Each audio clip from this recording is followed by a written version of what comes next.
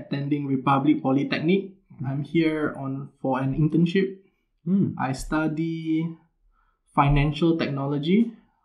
Financial technology, they teach us about the blockchain and how to code a decentralized application. That sounds very interesting. Yeah. And how long have you been studying there at your school in Singapore? 18 months. Yes, 18 months. 18 months. And do you like it? Yeah, I've been enjoying it. Hello. Welcome to the Easy English Interviews Podcast Season 2. My name is Chris Kent. I'm an associate professor of English as a second language in Japan. This podcast has been created to give English students some easy and interesting listening practice. So sit back, relax, and enjoy the next interview. Welcome to Season 2, Episode 1.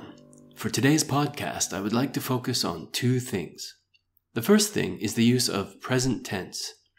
In Japanese, this is called genzai-kei. Present tense can also be present continuous or genzai shinkou-kei. Finally, we also use present perfect tense, which is genzai kanryou-kei. During today's podcast, please listen to how these three types of present tense are used. Also, please try to listen for when one of the speakers uses the English word actually. This is a word that English speakers use a lot in daily conversation. It is used to express something that is true, but that might be a little surprising. Okay, let's start the interview. Oh, I almost forgot. At the end of today's podcast, listen to the comprehension questions and feel free to try to answer the questions in real time if you can. 今日のポッドキャストの最後に理解度に関する質問を読み上げます。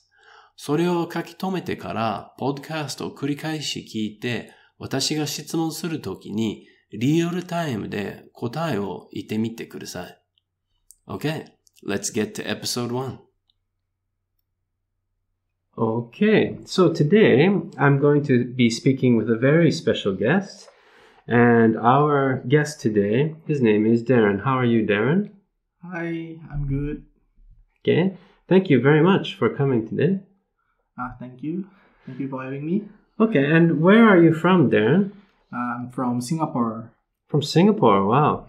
And what school do you go to in Singapore, and what are you studying there? I'm currently attending Republic Polytechnic. I'm here for an internship. I study financial technology. Financial technology, they teach us about the blockchain and how to code a decentralized application. That sounds very interesting. Yeah. And how long have you been studying there at your school in Singapore? 18 months. Yes, 18 months. 18 months. And do you like it? Yeah, I've been enjoying it. Oh, good, good. Okay, and why did you decide to come study here in Japan or to do this type of internship? Because it gives me a chance to travel to Japan. And I've been told I would learn about artificial intelligence, and yeah, I thought it was interesting to come here.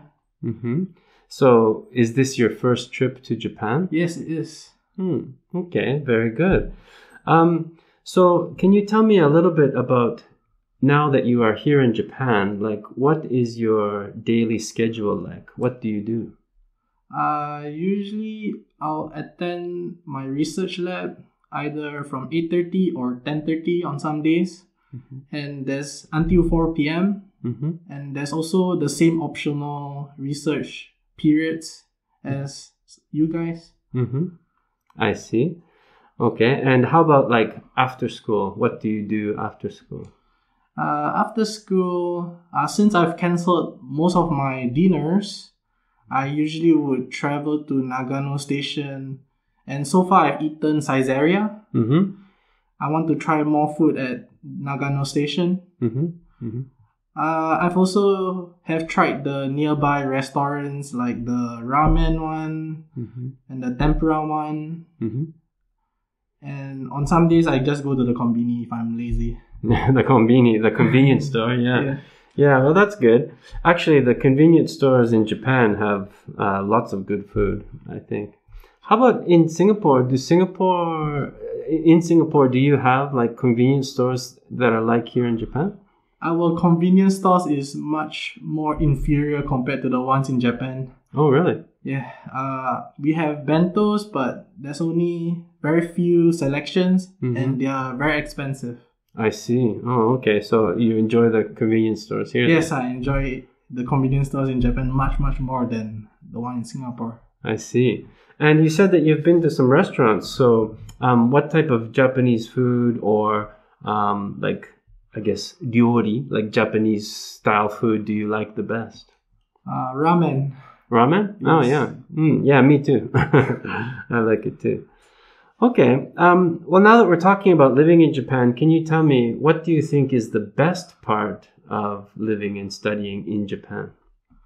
I think the best part is the weather. Mm-hmm. I've been here, it's cold. Mm-hmm. Whereas in Singapore, it's always hot and wet. Ah, yeah. So I've been to Singapore a couple of times, maybe 3 times now. And every time it's the same weather. Always hot, yeah. I know how that feels.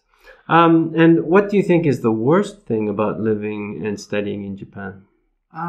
It's the travel inconveniences. You have to use a bike to go to certain places because it's not very well connected to buses or trains. Ah, here in Nagano, you mean, yeah. Yeah.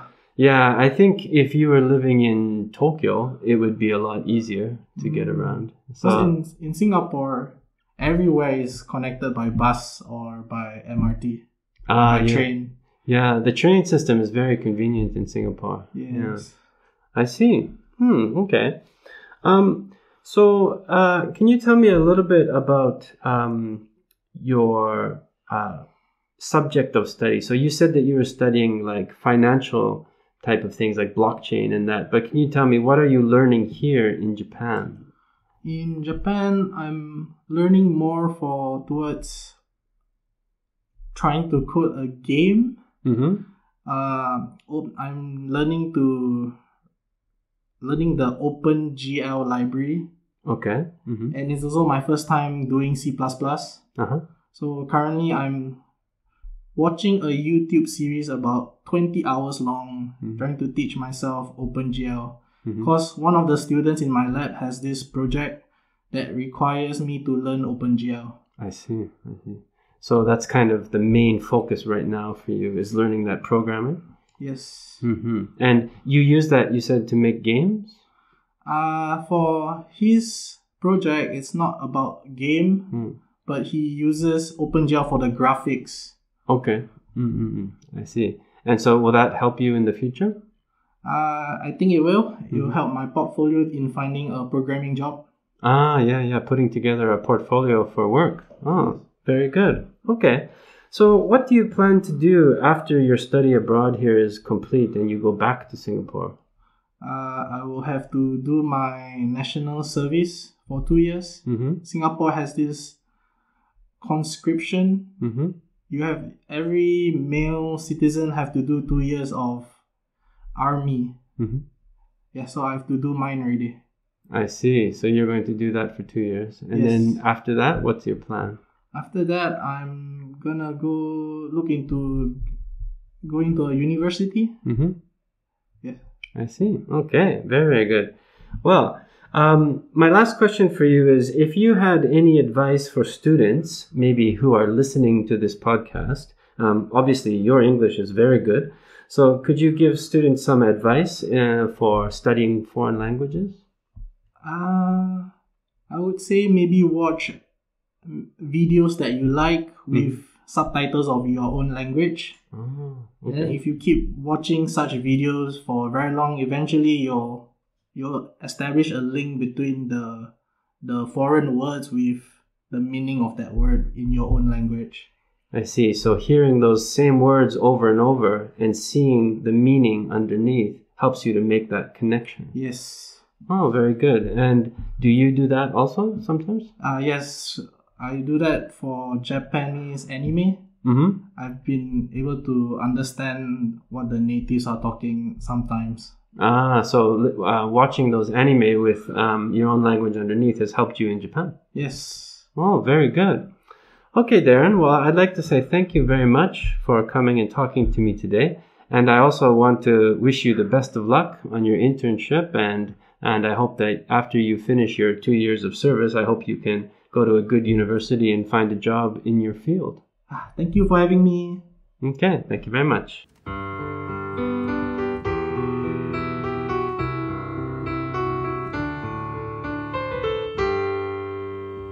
Okay, I hope you enjoyed that interview with Darren. And here are the comprehension questions. Number 1. Where is Darren from? Number 2. Where is Darren living now? Number 3. How long has he been studying at his school in Singapore? Number 4. Has Darren been to Japan before? Number 5. What type of intelligence does Darren want to learn about in Japan? Number 6. What type of stores has Darren been enjoying a lot in Japan? Number 7. What does Darren think is the best part of living and studying in Japan? 8. What type of job does Darren want to find in the future? Number 9. What type of service will Darren do for 2 years in Singapore? Number 10. What Japanese media has Darren been watching to help him learn Japanese language? Okay, I'll see you next time on Easy English Interviews, episode number 2 of season 2. Bye for now.